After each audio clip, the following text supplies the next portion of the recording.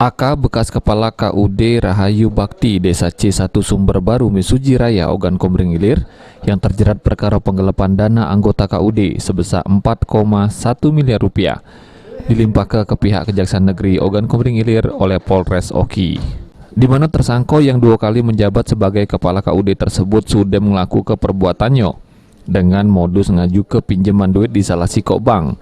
Namun sesudah dana pinjaman tersebut cair, ternyata oleh tersangka dipakainya buat modal usaha pribadinya. Sehingga akhirnya tersangka dapat pacak balik ke dana pinjaman tersebut ke bank.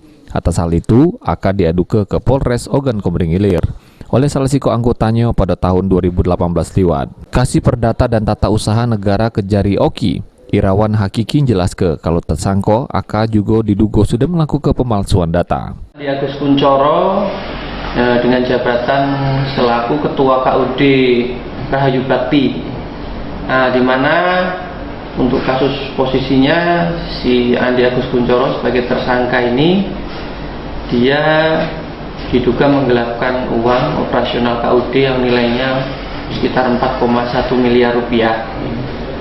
Dengan modus dia dengan mencairkan setiap bulannya, yang mana setiap bulannya itu ada 2 orang yang bisa mencairkan sesuai dengan ketentuan itu.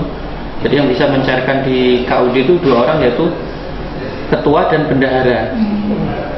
Namun sementara ini kami masih menerima berkas hanya ketua saja. Untuk selanjutnya itu kita kembalikan ke penyidik, ya, artinya kewenangan ada pada penyidik, yang mana mungkin ada di sini kan nggak mungkin hanya 1 orang aja, bisa jadi seperti itu, ada pertanyaan-pertanyaan seperti itu kan. Untuk selanjutnya, pihak Kejari Oki bakal melimpah ke berkas tersangka ke Pengadilan Negeri Kayu Agung guna dilakukan proses sidang. Ahmad Romawi, PAL TV.